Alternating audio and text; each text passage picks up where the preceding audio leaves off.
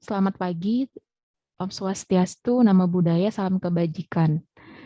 Yang terhormat Kepala Bagian Tata Usaha Inspektorat Utama, Bapak Ali Yudi.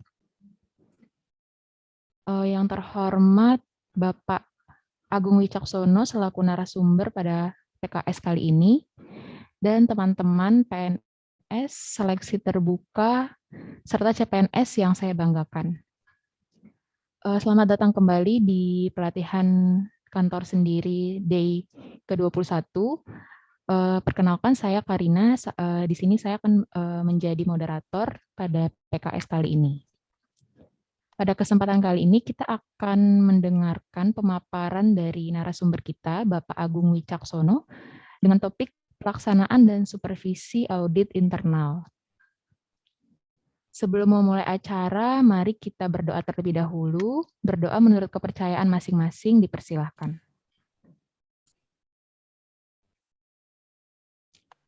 Baiklah, untuk mempersingkat waktu, langsung saja kita simak pemaparan dari narasumber kita. Kepada Bapak Agung Wicaksono, dipersilahkan.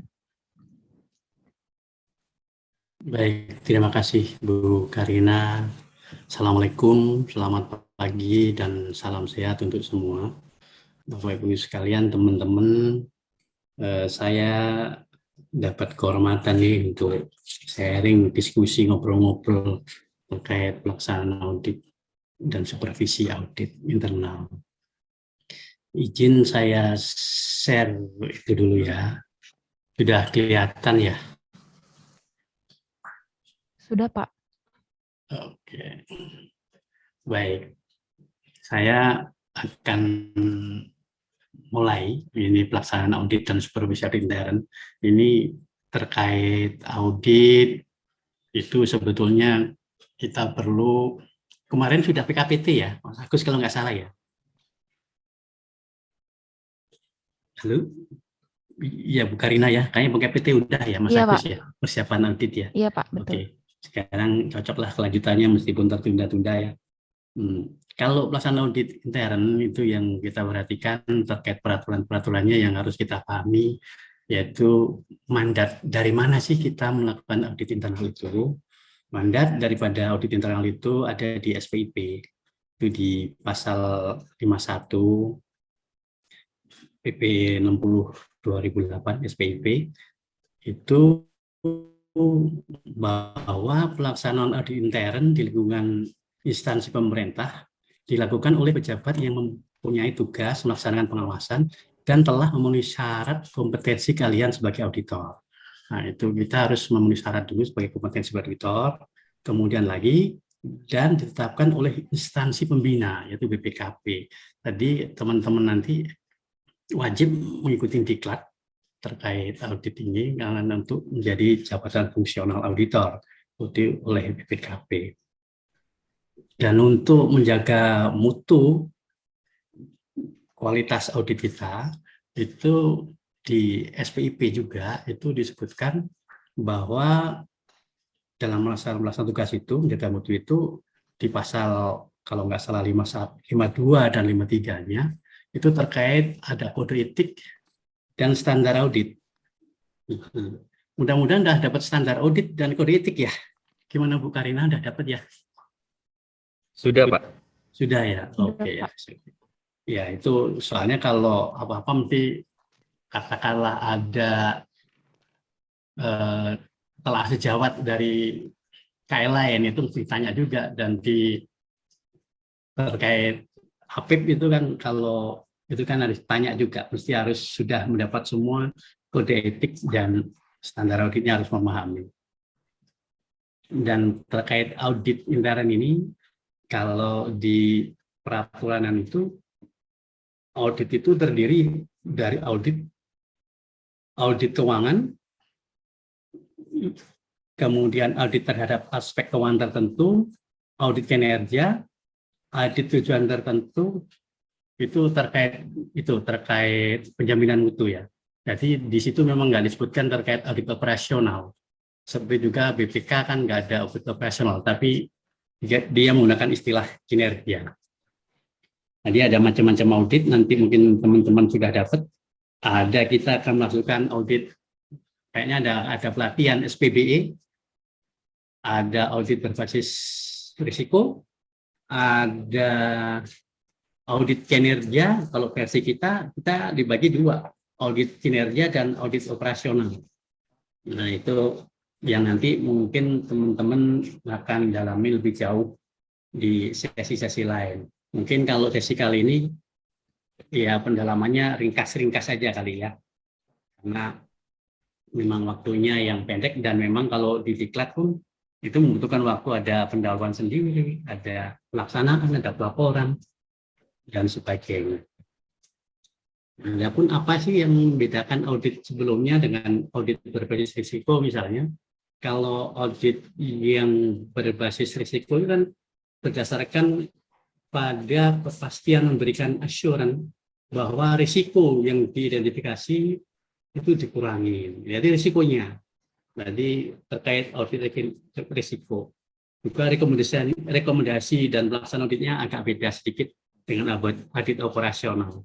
Kalau audit operasional yang bisa kita jalankan itu biasanya 3E, umumnya 3E, tapi yang paling banyak itu adalah kepatuhannya. Kita memang seolah 3E, tapi enggak diperhitungkan secara detail 3E-nya, efektif, efisiennya. Lanjut ya. Kemudian audit internal itu apa gitu? Audit internal kalau di standar auditnya adalah kegiatan yang independen dan objektif dalam bentuk pemberian keyakinan, assurance activities, dan konsultasi yang dirancang untuk memberi nilai tambah dan meningkatkan operasional sebuah organisasi, auditi.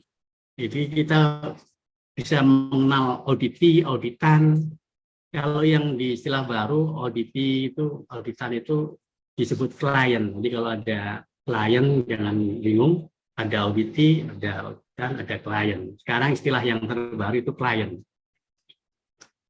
Kegiatan ini membantu organisasi auditi mencapai tujuannya dengan cara menggunakan pendekatan yang sistematis, teratur, untuk menilai dan meningkatkan efektivitas dari proses manajemen risiko, kontrol, dan tata kelola risiko publik.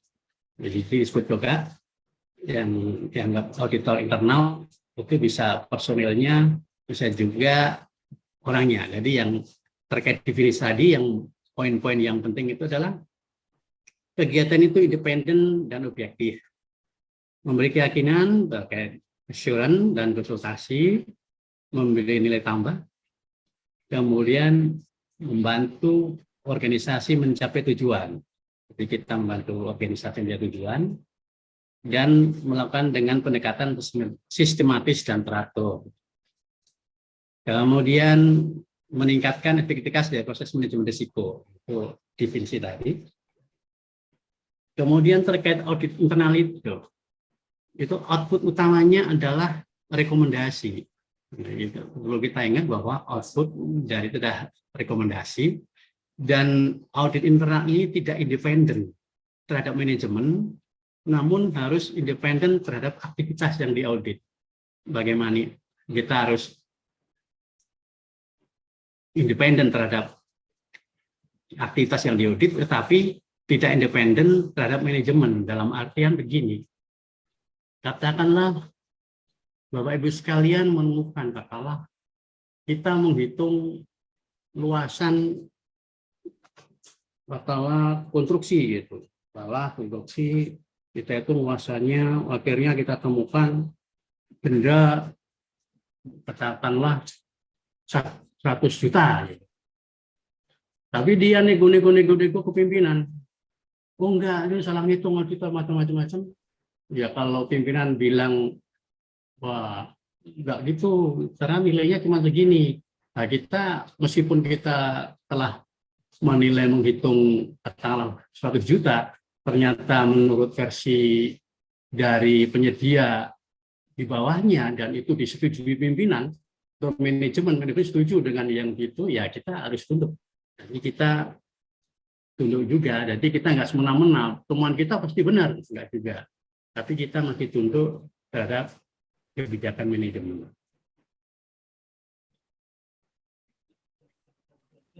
Karena klien di sini, kliennya adalah manajemen sendiri seperti tadi, dan audit internal melaporkan hasil audit pada pimpinan ya. Oke, kita lanjut. Audit internal harus menerapkan dan menegakkan prinsip-prinsip etika, prinsip-prinsip kejujuran.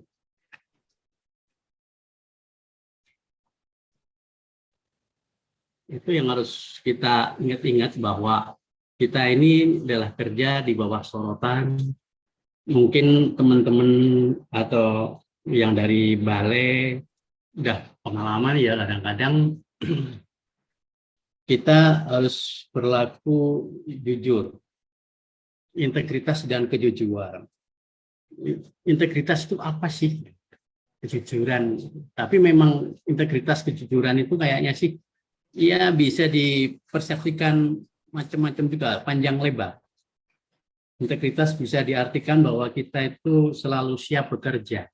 Kalau nanti ikut audit, ya teman-teman mungkin tahu, atau teman-teman yang dari balai atau lokal sudah tahu bahwa kita itu kalau audit malam-malam pun masih bawa kerjaan ya, hotel masih ngerjain, soalnya mengingat waktunya yang pendek. Tepat waktu, jadi kita ini selalu tepat waktu. Tepat waktu bukan dalam artian masuk jam 8 pulang jam 3. Nah, tepat di awalnya ini yang penting, tapi belakangnya kita bisa molor-molor. Dan kita harus jujur juga terhadap kelemahan kita. Kita masih banyak kekurangan. Bahwa peraturan itu bergerak, berjalan terus. Peraturan terbaru ada terus. Kayak saya adalah yang sudah lama. Ya, diklat saya PBJ udah lama. Jadi kalau ada PBJ baru, mungkin pendapat saya yang keluarkan pendapat lama. Yaitu termasuk kelemahan. Atau kita ajalah saat ngerjain solusi. Kita kan paham banyak kelemahan kita, sehingga kita ngerjain solusi harus cari sana, cari sini, informasi sana, sini, cari internet. Kita mesti sadar bahwa kita itu bukan ya komputer berjalan gitu, kita paham selalu. Jadi kalau konsultasi dalam artian itu masih bisa, tapi kalau kita jawab langsung kadang-kadang kita juga akan belepotan. Jadi kalau kita harus persiapan dan banyak-banyak belajar. Kemudian yang penting juga di integritas itu adalah jangan mengingkarin janji ya, jangan janji. Sekali mengingkarin janji, itu sudah jadi catatan sama teman-teman KT. Ini ada nggak KT yang masuk ya? Ada KT, ada danis, wah ini gini nih. Kemudian kita harus juga berani mengakui kesalahan. Berani mengakui kesalahan, karena kita juga manusia, ya bisa salah juga. Kadang-kadang kita memahami peraturan itu kan masih, karena peraturan yang bikin bukan kita, itu kadang-kadang persepsinya antara kita dan pihak lain itu mungkin beda. Jadi kalau mau toh persepsi kita saat itu salah, ya kita harus berani merawat bahwa yang benar itu sesuai peraturan versi mereka atau versi kita. Kemudian yang lebih penting lagi adalah menjaga rahasia. Karena di sini banyak rahasia di inspektorat, ya kita harus bisa menjaga rahasia. Terkait dengan independen dan objektivitas, jelas gitu, objektif tidak dipengaruhi oleh pendapat atau pertimbangan pribadi atau golongan. Mungkin saat kita tahu, dia itu dulu musuh saya, akan saya kejar, akan saya bantai, itu jangan. Nggak ada gitu, karena kita juga auditor itu, kalau Bapak Ibu paham ya, kita itu bukannya kita itu raja apa-apa di sini, tapi kita itu kadang-kadang basa-basi itu yang kita harus hati-hati. Kadang-kadang temuan kita, oh ya baik, terima kasih atas bantuannya, kemudian ya kadang-kadang setelah pulang dia ketawa-ketawa, hahaha. Ternyata cuma segitu, itu hati-hati juga. Kita harus sadar bahwa kita juga banyak kesalahan, jadi kita nggak boleh semena-mena. Baik, kompetensi dan sebagainya kita lanjutkan.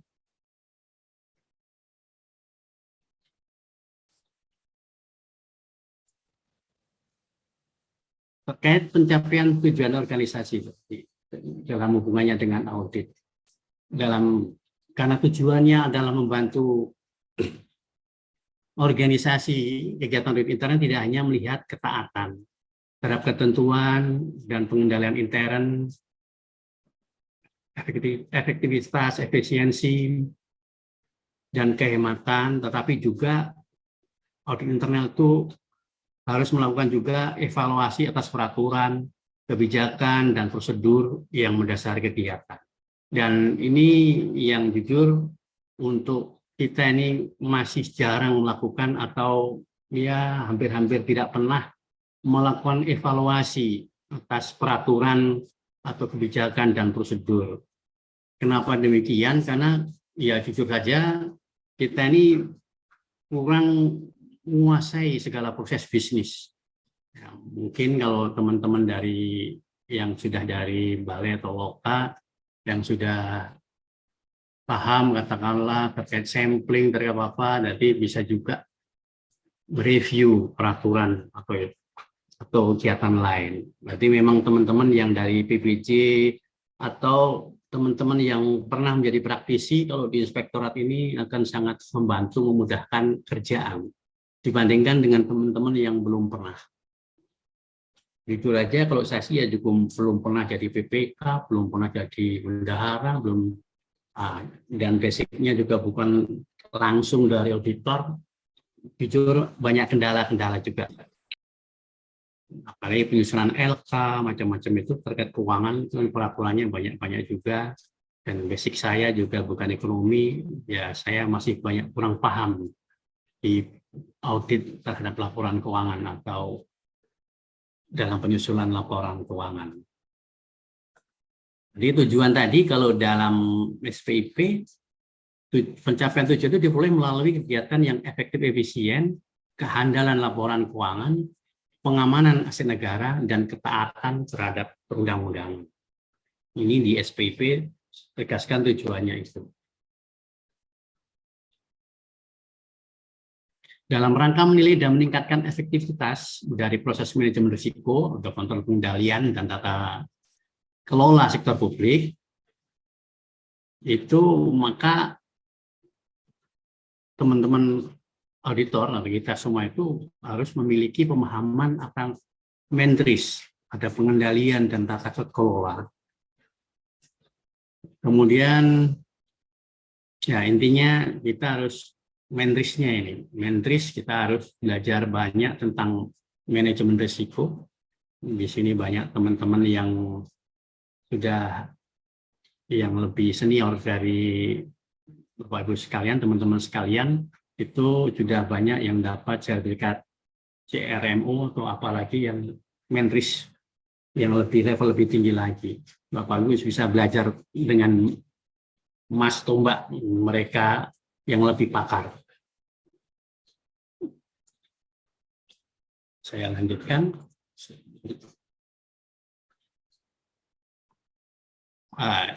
Hampir seluruh pendekatan langkah-langkah penguasaan auditor eksternal dapat dipakai oleh auditor internal. Kita jujur, kita itu banyak belajar dari teman-teman BPK.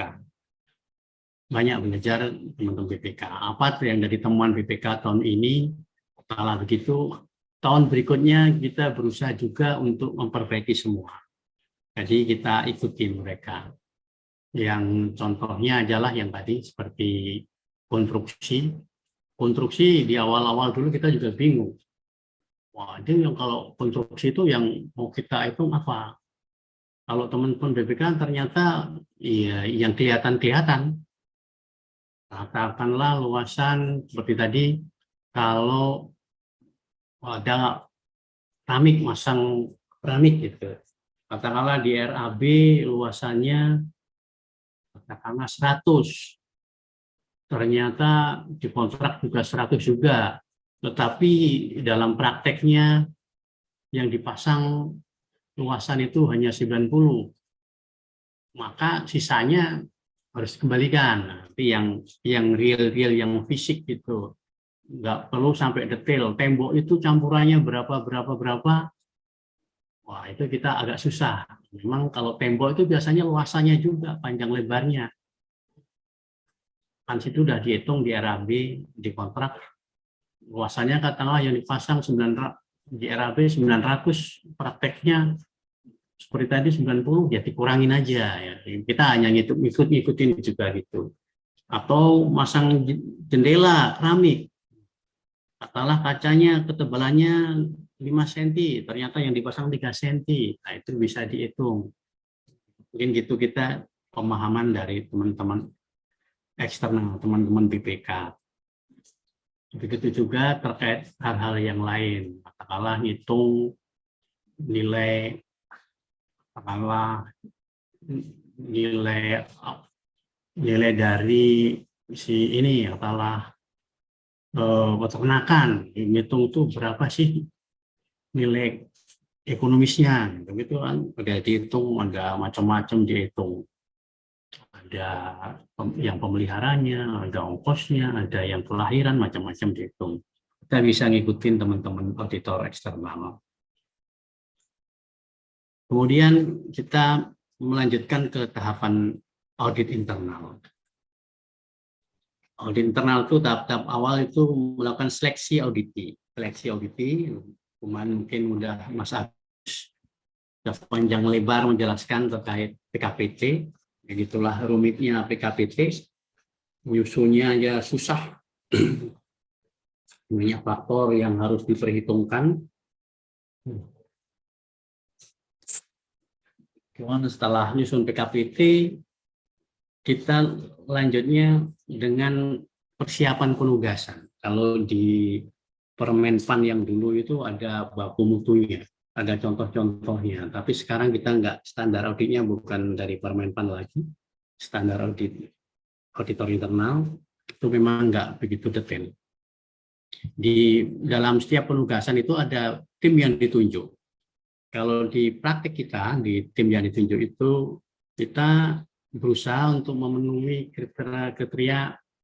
Jadi di tim itu kalau bisa ada yang tim yang paham PBJ. Kemudian ada yang paham keuangan, kemudian dibagi-bagi lagi terkait fungsi, ada yang di pengujian, ada di pemeriksaan, ada di Infocom, jadi semua dibagi-bagi merata agar pelaksanaan audit itu berjalan dengan baik. Jadi di persiapan penugasan kita lakukan itu. Setelah dilakukan penugasan, kita akan melakukan survei pendahuluan. Kalau di kita ini survei pendahuluan, biasanya kalau audit di SOP kita, masalah kan ada di survei pendahuluan itu 3 hari di muka, kemudian audit operasional itu biasanya di lapangan itu 7 hari, kemudian pelaporannya 3 hari. Itu di survei pendahuluan itu kita akan minta data, biasanya gitu. Kita akan minta data, informasi, bahan-bahan yang kita akan lakukan audit. Kemudian informasi itu kita terima, kemudian kita telaah juga, kita lihat kecukupannya. Disinilah kalau di istilah nanti Bapak Ibu sekalian ada di diklat terkait audit, nanti ada muncul istilah PAO, itu penetapan potensial audit objektif. PAO, nanti ada TAO, ada PAO, itu PAO, potensial audit objektif. Nanti ya kalau Bapak teman-teman ingin belajar banyak ya mudah-mudahan nanti di audit saat diklat bukan didalamin secara mendalam. Di sini juga ada tugas ketua tim, itu biasanya menyusun program kerja audit, dan ketua tim menetapkan PAO tadi, potensial audit objektif. Berarti setelah ada penugasan, jadi ada yang kira-kira apa yang dicari, apa yang minta, itu kita menemukan ada PKA tadi, program kerja audit. Kemudian di akhirnya di masing-masing auditor itu menyusun kertas kerja audit hasil survei pendahuluan. Walaupun kata katakanlah kita sekarang sih masih agak terlewat. Gitu. KKA survei pendahuluan ini dalam prakteknya di kita masih belum dilaksanakan. Ya karena keterbatasan waktu, ya kita itu kan ya waktunya itu bertumpuk-tumpuk. Ada tugas audit, ada tugas yang lain, nanti tugas auditnya bisa ya tersita waktunya oleh kegiatan lain. Biasanya kita itu numpuk-numpuk yang survei pendahuluan. Nggak murni survei pendahuluan waktunya. Begitu juga di audit, kadang-kadang suruh zoom sana, zoom sini, malah sana, malah sini, ya itu cukup ngurangin konsentrasi. Untuk selanjutnya setelah itu kita lakukan audit lapangan ya. Audit lapangan. Kita lakukan audit lapangan, kita konfirmasi, kita evaluasi sistem pengendalian internnya. Kalau di BPKP atau di contoh nanti itu ada juga melakukan kuesioner, ada data-data yang kita minta di kuesioner kita kendalikan di data-data tadi kita analisis berdasarkan kriteria peraturan yang berlaku. Ada kalau Bapak Ibu telah menjawab solusi, banyak juga itu kriteria yang ya dipakai. Kalau pengadaan barang jasa tentunya ya terkait PBJ, peraturan LKPP, Menteri PUPR, kalau keuangan ya PMK dari Menteri Keuangan, kemudian Juklak, Juknis yang bagian kriteria. Kemudian setelah dapat semua, kita akan menyusun simpulan audit. Nanti akan menetapkan dari TAO tadi, kalau tentatif audit objektif, menjadi firm audit objektif, FAO. Dari sini juga kita akan melakukan, kita harus bikin juga KKA, kertas kerja audit. Kemudian kalau yang lebih rinci lagi di kertas audit rinci, dan setelah konfirmasi dengan teman-teman auditi klien itu kita akan melakukan draft temuan. Ya. Kalau di kita biasanya draft temuan kita klarifikasi jadi draft temuan, kita sampaikan, kita komunikasikan dengan penanggung jawab atau koordinator atau pihak-pihak yang terlibat draft temuan tadi untuk kasih tanggapan. Kita nggak boleh semena-mena, dia punya hak untuk menanggapin dan usahakan bahwa semua itu tercatat dengan baik, terdokumentasi dengan baik. Dan kalau katakanlah perlu teman untuk saksi itu sangat diperlukan. Ini misalnya di PBJ, yang di pengalaman kita, kalau PBJ, kalau zaman dulu itu teman-teman dari balai itu kalau di audit itu kan nggak kayak sekarang ya. Sekarang kan sudah kerjasamanya baik, macam-macam. Kalau zaman dulu sangat mungkin kita itu dilaporkan balik. Dilaporkan balik kalau kita nggak punya data atau kita nggak mengcopy data, itu ada risiko bahwa kita itu bisa dimarahin sama bos, sama inspektur. Dulu pengalaman dulu, katakanlah kita cek fisik itu usahakan nggak sendiri, tapi ada saksi juga. Kalau sendiri nanti bisa dibalik-balik. Malah dulu yang jumlahnya 3, harusnya 3. Saat itu nggak ada 1. Karena kita nggak foto atau nggak apa, ada temuan, katakanlah tahu-tahu, oh ada, ngawur dia nggak ngitung. Dia hanya nanya doang, ada nggak lihat fisiknya. Itu kita perlu punya teman pendamping yang bisa memperkuat argumen kita bahwa itu memang demikian, apapun dipoto, nanti ada bukti-bukti, sangat mungkin gitu. Jadi kita auditor harus hati-hati juga. Apalagi kalau hal itu hal-hal yang sifatnya krusial ya, itu kita harus punya buktinya juga. Kalau perlu dipoto atau apa gitu. Itu terkait pengujian. Sebelum temuan ada konfirmasi, kemudian dilanjut ada pengembangan temuan.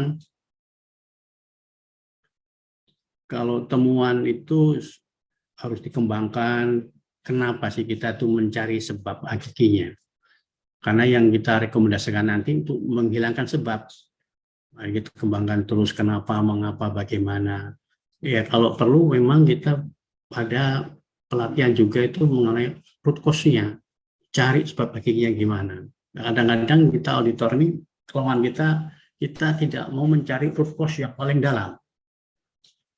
Kelemahan kita gitu, cari root cause, penyebab hakikinya apa. Ya memang kalau dilihat waktu audit sih memang terlalu mepet ya, ke dalam gitu, dan kadang-kadang kan auditi atau klien pun nggak semudah itu, jujur katakanlah itu. Kita memang harus hati-hati. Kemudian hasil audit akan kita komunikasikan, kita laporkan, kita susun di laporan audit. Nah, ini sebelum exit, biasanya kita sudah ada draft laporan, kemudian draft temuan, kita sampaikan dalam saat exit, kemudian ada tanggapan yang 10 hari itu. Setelah itu kita akan melakukan expose dengan pimpinan, expose dengan ini bisa, mungkin yang terbaru ini bisa dilakukan, bisa tidak. Kalau yang kemarin itu ada expose dengan pimpinan, dengan Ibu Irtama. Yang penting juga diperhatikan adalah kecukupan dari bukti-bukti audit. Di bukti-bukti auditnya harus cukup. Sebetulnya kalau audit yang benar itu kan kita akan melakukan audit itu kan sampling juga. Kalau banyak, kalau sedikit ya kita bisa nggak melakukan sampling, ya langsung kita dalamin semua. Kita akan melakukan sampling. Nanti kalau nanti teman-teman sekalian diklat akan diajarin tentang sampling audit untuk melakukan kualitas buktinya. Kira-kira berapa random sampling, apa gitu, ya kita jarang melakukan. Kemudian bukti audit, kalau di laporan keuangan itu ada bukti audit, data akuntansi, ada pengendalian macam-macam, ada juga bukti fisik. Ada bukti dokumen, bukti perhitungan, bukti lisan konfirmasi, dan macam-macam bukti-bukti. Kemudian prosedur auditnya. Prosedur audit ada prosedur analitis, ada inspeksi, ada matematis. So, kalau analitis ya pengujian dilakukan dengan cara membandingkan angka objek audit dengan angka pembanding, seperti angka periode sebelumnya dan sebagainya. Kalau inspeksi itu dilakukan pemeriksaan, katakanlah untuk BMN itu kan kita biasa melakukan dengan inspeksi. Ada enggak, benar enggak sih BMN-nya, ada enggak gitu. Kita melakukan verifikasi aset dan sebagainya. Mungkin nanti waktunya pendek ya. Ada jenis yang pengujian tadi sudah, pengujian fisik keberadaan. Lanjut, ada konfirmasi. Ya, sebaiknya sih saat melakukan audit itu kita melakukan konfirmasinya itu dengan tertulis, ada bukti tertulis. Karena kalau hanya lisan, kadang-kadang kalau mereka mengelak, kita nggak punya bukti. Kalau tertulis ini permintaan tanggapan saya, jawaban Ibu ini, bukti kan ada jelas, ada ditujukan secara tertulis. Kemudian dokumentasi, ya seperti tadi, dokumentasi itu perlu disiapkan, disimpan. Kalau dokumentasi setelah audit. Zaman dulu kita itu nyusun KKA ini kita kumpulkan di lemari. Tapi karena sekarang sudah cenderungan pakai elektronik, jadi data dukungnya ini nggak tersimpan. Seharusnya tersimpan juga, katakanlah kita minta data keluar Bitly gitu, seharusnya kita punya server sendiri atau tempat tersendiri untuk menyimpan bukti-bukti itu. Jadi sewaktu-waktu dibuka lagi, kan kita lupa juga ya, kalau auditnya lama-lama itu kita bisa buka di file server. Mungkin teman-teman nanti yang mudah-mudahan nanti bisa kreatif, bisa menyimpan bukti-bukti yang sekarang masih belum bisa terlaksanakan. Kayak ini tadi udah, kayak sih mirip-mirip ya. Waktunya mungkin kan 1 jam ya, nggak lama-lama ya. Banyak, kayaknya ada pertemuan lagi. Kemudian KKA itu milik kita, milik auditor. Auditor tidak boleh menggunakan kepada pihak tanpa izin klien, kecuali untuk keperluan pengadilan. Itu disimpan dengan ketentuan undang-undang. Minimal 10 tahun, nggak tahu nih, sekarang berapa ini. Itu KKA, kertas kerja kita itu disimpan, mungkin nanti bagian arsip mungkin detailnya. Kalau itu perlunya disimpan berapa lama sih? Kertas kerja audit kita ini perlu kita lakukan. Kalau zaman dulu disimpan di KKA, tapi kayaknya hilang juga.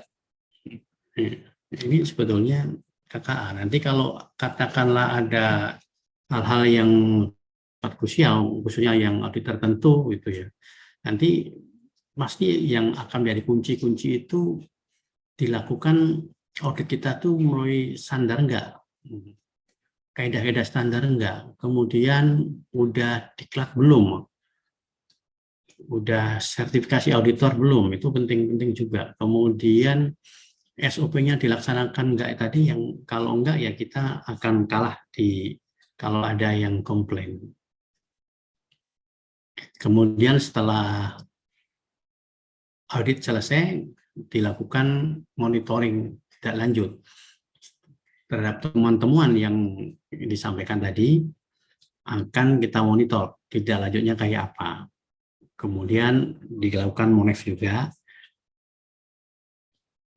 Biasanya kalau dulu itu ada pertemuan tahunan dari inspektorat itu terkait menagih-nagih ini, pertemuan pengawasan, dikumpulin. Ini terkait sekarang laporan pemeriksaan. Laporan pemeriksaan itu intinya terhadap kondisi.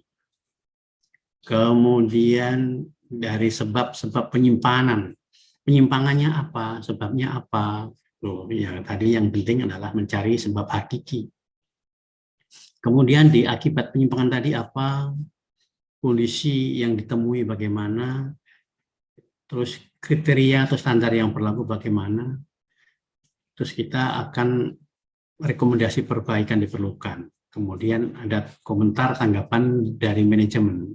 Komentar tanggapan ini pasti harus kita narasikan juga, nggak boleh kita abaikan, nggak boleh kita maunya menang sendiri, karena itu bisa menjadi pertimbangan dari pimpinan juga, ini yang benar itu si auditornya, atau memang yang benar juga auditinya, kalau terjadi perbedaan pendapat.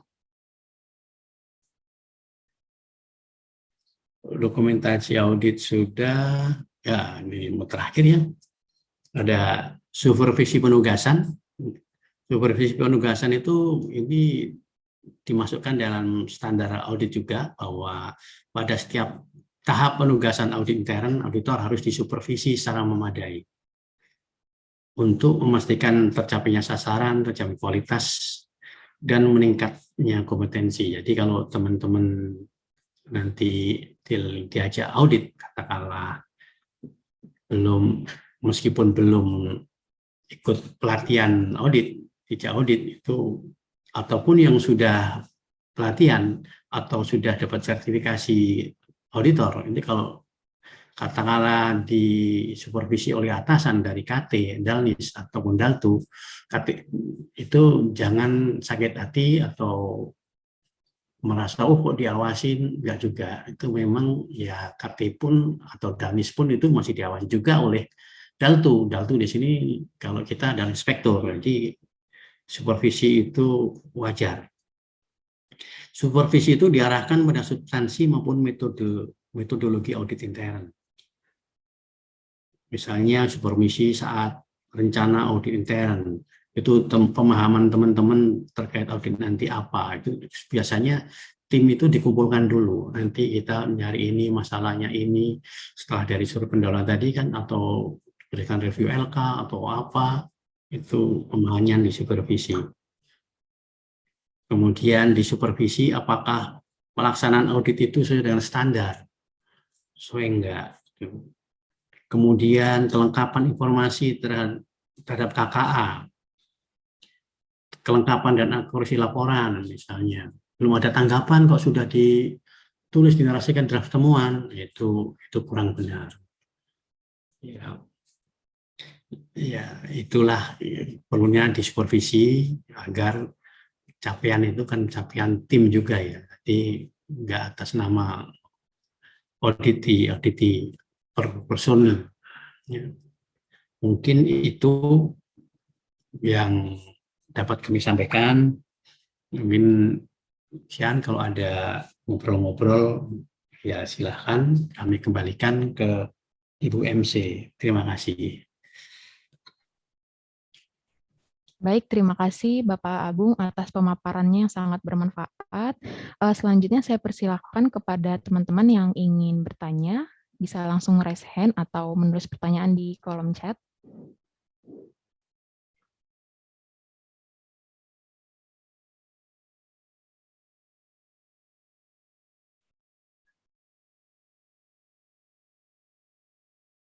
Apakah ada yang ingin ditanyakan, teman-teman?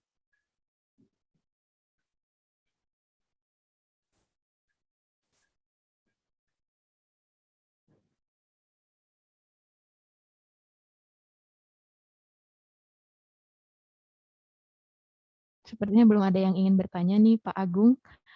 Mungkin izin saya yang bertanya ya, Pak. Ya, monggo. Saya ingin bertanya, Pak, gimana sih atau pertimbangannya tuh apa dari seorang auditor untuk apa ya menjadikan sebuah informasi atau sebuah data sebagai bukti temuan gitu, Pak, bukti temuan gitu. Apa pertimbangan seorang auditor terhadap suatu data atau informasi untuk dijadikan bukti temuan seperti itu, Pak? Ya, Terima baik. kasih. Kita kan dasarnya tadi ada kriteria ya. Katakanlah kita setiap audit itu dasarnya adalah kriteria yang kita sepakatin bersama. Jadi kalau kita nggak boleh mencari menang sendiri. Misalnya katakanlah melakukan perjalanan dinas, ada informasi bahwa dia melakukan perjalanan dinas, tapi hilang. Kita kan nggak boleh juga mentang-mentang bahwa oh kamu nggak punya bukti. Ya kita kan perlu juga minta bukti-bukti lain, dan kita harus tidak perlu mempertahankan yang katakanlah kalau dia bisa membuktikan dengan Perjadin, dengan absen di sana, asing ya. Jadi informasi itu dari mana-mana datangnya. Jadi kita harus perhatikan, jadi nggak hanya satu sisi aja. Katakanlah tadi data dukung dari tiket pesawat nggak ada, jadi kan kita bisa cari dengan hal-hal yang lain, dan kita nggak boleh terlalu kaku. Jadi kita tetap harus bisa menerima kondisi yang real. Kira-kira apa aja sih kalau Perjadin itu? Kalau kita ke sana, mungkin nggak dia ke sana, ada nggak bukti hotelnya, ada bukti macam-macam. Kan nggak mungkin dia pergi katakanlah dari Makassar ke Jakarta dalam sehari, dia berangkat ke sini terus sampai di hotel ada, itu kan kalau tiketnya nggak ada kan masih bisa dibuktikan, mungkin dengan ordernya juga atau lain-lain. Jadi data atau informasi itu memang kita harus pahami bahwa banyak informasi data itu yang penting-penting, yang bukan hanya satu informasi aja untuk mendukung satu temuan. Itu satu temuan itu bisa didukung oleh berbagai macam banyak data. Mungkin itu yang dapat saya sampaikan, Ibu Karina. Ya, baik Pak. Terima kasih atas penjelasannya. Berarti sebagai auditor kita juga tidak boleh kaku gitu ya Pak Oh, dalam menilai iya. bukti dukung gitu ya Pak. Siap. Kekakuan kita itu jadi kalau kita itu tuh sebetulnya ya secara sadar atau nggak sadar, jujur aja ya, itu kadang-kadang jadi bahan ketawaan sama mereka. Dan kita kan juga jujur aja, aspek-aspek pemenuhan terhadap peraturan itu kita kan juga nggak sempurna juga ya. Ada pengecualian-pengecualian juga, jadi teman-teman kalau nanti ada teman audit itu ya kita sampaikan dengan cara yang santun, jangan menghakimi, itu kita jangan menghakimi. Karena bagaimana juga mereka itu kan teman-teman kita juga. Gitu. Suatu saat ketemu juga, bukan hanya ketemu, bahwa suatu saat jadi bos kita. Contohnya itu kemarin Bujul, yang sering itu Bujul Aima yang pensiunan. Itu dulu waktu di Jogja diaudit oleh inspektorat. Sampai di sini masih keingat juga. Oh, kamu tuh yang menemukan ya. Ya, jadi kita harus waspada bahwa suatu saat auditi klien kita itu bisa juga menjadi pimpinan kita, dan itu berlaku semua. Kemarin kan ada Ibu siapa kemarin itu di Inspektorat 1. Aduh, maaf lupa.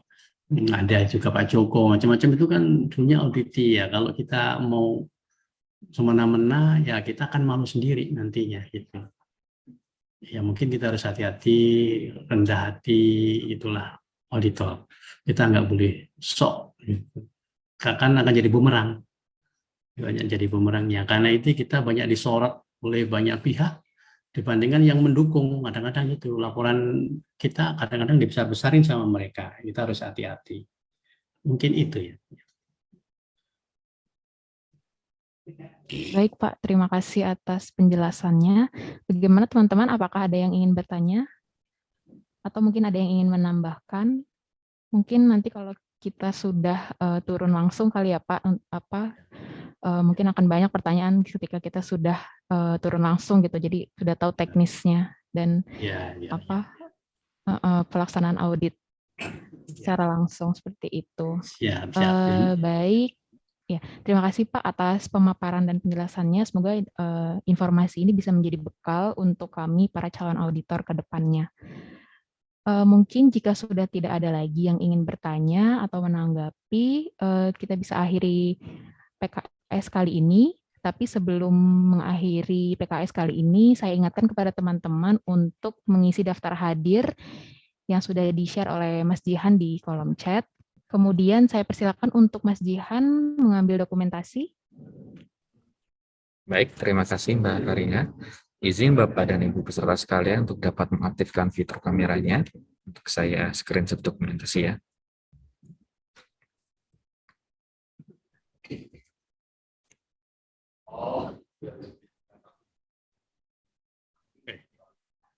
Baik, untuk slide pertama terlebih dahulu.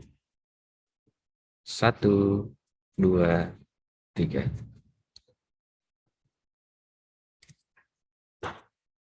Selanjutnya, untuk slide yang kedua ya.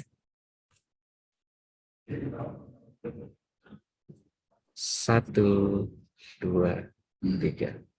Baik, terima kasih. Saya kembalikan ke Mbak Karina. Baik, terima kasih Mas Jihan. Baik, saya selaku moderator mengucapkan terima kasih kepada Bapak Agung selaku narasumber hari ini dan teman-teman yang sudah berpartisipasi. Saya mohon maaf jika ada kesalahan. Akhir kata, wassalamualaikum warahmatullahi wabarakatuh. Waalaikumsalam. Terima kasih Pak Agung, Mbak Karina, Ibu hadirin sekalian.